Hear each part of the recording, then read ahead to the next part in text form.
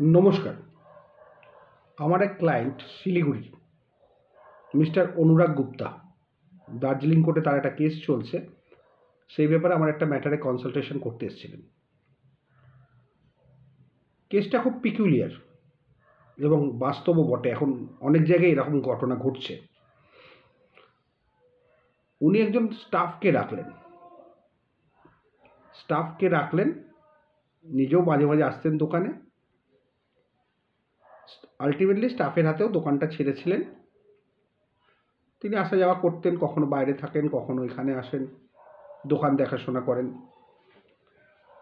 এরপরে কি হলো, স্টাফটি কোনোভাবে কোনোভাবে ট্রেড লাইসেন্স নিজের নামে করিয়ে নিয়েছে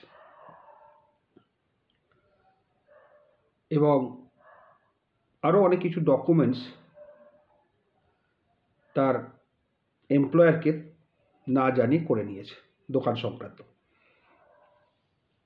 বা দোকানের পজিশনে আছে এইরকম। এবার যে এমপ্লয়ার, মানে আমার যিনি ক্লায়েন্ট, তিনি বারবার বলছেন দোকানটা ছেড়ে যাওয়া, সে আর ছাড়ছে না। মাঝে কথা হয়েছিল ছেড়ে দেবে, কিন্তু ছাড়েনি। উল্টে তাকে ধমক দেয় যে দোকানটা আমার, আমি এই দোকানের লাইসেন্সি। মিউনিসিপ্যাল রেকর্ডে অনুরাগ গুপ্তার নাম আছে as a tenant under the municipality. এবার অনুরাগ গুপ্তাকে বাধ্য হয়ে এভিকশনের মামলা করতে হলো। এখানে সমস্যা হচ্ছে, স্টাফ রেখেছেন, স্টাফ কখনো ইনজাংশন পাবে না ট্রু ওনারের এগেনস্টে বা তার এমপ্লয়ারের এগেনস্টে রিগার্ডিং পজিশন, যেখানে সে অ্যাপয়েন্টেড হয়ে আছে। কিন্তু সমস্যাটা হলো, আপনার একটু সময় নষ্ট হবে। উচ্ছেদ আপনি করতেই পারবেন, তবে সেটা কিন্তু প্রেমিসিস টেনেন্সি অ্যাক্টে নয়, সেটা ট্রান্সফার প্রপার্টি অ্যাক্টে গিয়ে মামলাটি করবেন।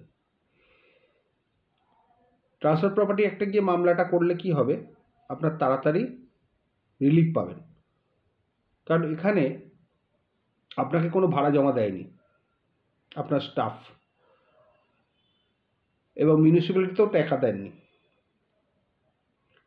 মিউনিসিপ্যালিটিতে আপনি ট্যাক্স দিয়ে যাচ্ছেন। আপনি উচ্ছেদের মামলা যেটা করেছেন দার্জিলিং কোর্টে, মামলাটা ঠিকই আছে, অসুবিধে কিছু নেই। তবে ধৈর্য ধরে থাকবেন। এইসব জিনিস এখন হামেশাই হচ্ছে, যাকে স্টাফ রাখছে সেই নিজেকে টেনেন্ট ভাবছে, লাইসেন্সি ভাবছে, লেসি ভাবছে, অনেক কিছুই ভেবে ফেলছে। স্টাফ বাদে বাদবাকি সব কিছু ভেবে ফেলছে এবং সেই মতো কাজও করছে। এনাদের এভিকশন হতে প্রসিডিউরাল ডিলে ছাড়া আর কোনো ডিলে নেই, আর কোনো ডিফেন্সও নেই। Delay is only the defence, যেটা টেনেন্ট করতেই পারে, মানে আপনার যিনি যাকে স্টাফ রেখেছিলেন তিনি।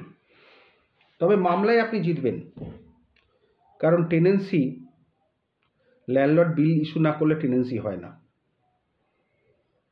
আপনি এখানে কোনো বিল ইস্যু করেননি, সেটা আপনি বলেছেন। যেহেতু উনি আপনার স্টাফ, আপনি মাইনে দিতেন। মাইনেটা খাতা কলমে ছিল না, হাতে হাতে নিত। আপনাকে যেটা করতে হবে, এভিকশন অফ লাইসেন্সির মামলা করবেন এবং সেখানে কিন্তু আপনি অকুপেশন চার্জটা চেয়ে নেবেন, যে কোনো রাইটই নেই দোকান চালাচ্ছে। আগে কি হতো, আমরা ইনজাংশন চাইতাম যাতে ঢুকতে না পারে দোকানে। কোর্ট অনেক সময় ইনজাংশন দিতেন, সেখানেই আমরা এভিকশন চেয়ে নিতাম যদি তার কোনো কাগজ টাগজ থাকে।